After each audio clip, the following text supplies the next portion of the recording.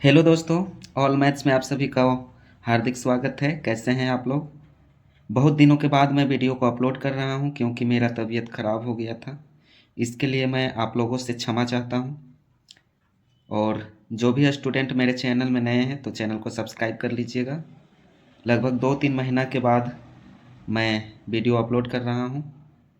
आज की वीडियो में दोस्तों मैंने 3 प्रश्नों को ऐड किया है और ये साधारण ब्याज से संबंधित है।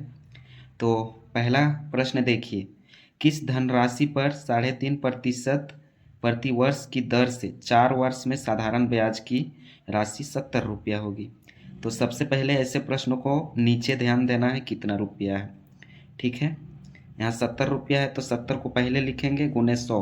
100 क्यों लिखेंगे? क्योंकि यहाँ पे प्रतिशत है। अब यहाँ पे बट्टा लगाएंगे। बट्टा के नीचे हम लोग क्या लिखेंगे? देखिए 3.5% है तो 3.5% को हम लोग दोस्तों यहाँ पे लिख सकते हैं 3 दूनी 6 और 1 7, 7/2 लिख सकते हैं। ठीक है, तो यहाँ पे लिख देंगे 7/2 गुने कितना वर्ष है? 4 वर्ष है, तो यहाँ पे 4 वर्ष लिख देंगे। अब इसको काटेंगे, 2 एकम 2, 2 दूनी 4। यहाँ पे गुना करेंगे तो क्या मिलेगा? ऊपर ज्यों का त्यों रहेगा, 70 गुने 100, नीचे हो जाएगा 7 दूनी 14। अब इसको भी काट दीजिए, 14 एकम 14, 14 पच्चे 70, 5 बार में ऊपर कटेगा। अब यहाँ पे हो जाएगा 5 गुने 100। अब इसको गुना करेंगे तो 500 मिलेगा। ये आंसर हो जाएगा। कितना आसान था। जब भी इस प्रकार से प्रश्न मिलेगा तो आप लोगों को इसी प्रकार से बनाना है। ठीक है, अब चलिए दूसरा नंबर सवाल क्या कह रहा है, यहाँ पे ध्यान ध्यान दीजिए।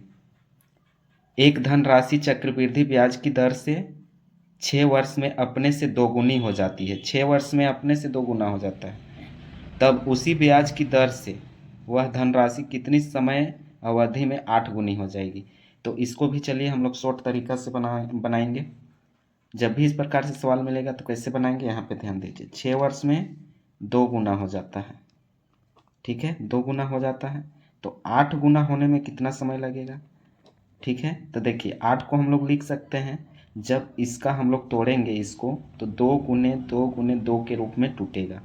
तो दोस्तों 3 बार 2 लिखाएगा तो इसको हम लोग 2 के पावर 3 भी लिख सकते हैं। तो ये जो पावर आया उसी से हम लोगों को किससे गुना कर देना है? ये 6 से। ठीक है, तो 6 गुने 3 करेंगे तो 6 18 निकल के आ जाएगा। ये 18 वर्ष हो जाएगा आंसर। बहुत ही आसान है। अब देखिए तीसरा नंबर सवाल क्या है, ये भी बहुत आसान है।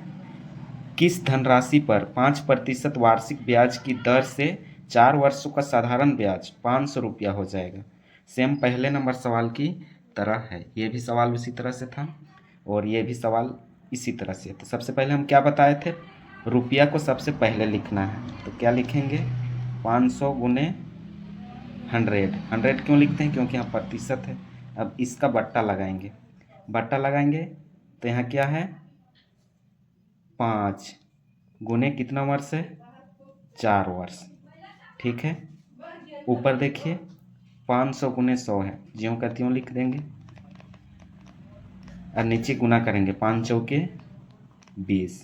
ठीक है, ये 2-3 तरीका से इसको हम लोग काट सकते हैं। 1 जीरो से 1 जीरो कट जाएगा, नीचे 1 जीरो कटा, ऊपर भी कटा, 2 एकम 2 और ये कटेगा 25 बार में। ठीक है, 25 दूनी 50 होता है, तो नीचे क्या बचेगा?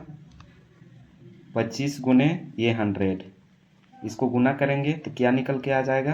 25 गुने 100 2500, 2500 रुपया। ये क्या हो जाएगा? इस प्रश्न का आंसर हो जाएगा। बहुत ही आसान था, 3 प्रश्न को बताएं। तीनों प्रश्न को आप लोग दोबारा देख लीजिएगा, बहुत ही इम्पोर्टेंट सवाल था और रेलवे एग्जाम में पूछा गया है। तो आज की क्लास को यहीं तक रखते हैं, मिलेंगे नेक्स्ट क्लास में। तब तक के लिए आप सभी को थैंक यू, धन्यवाद।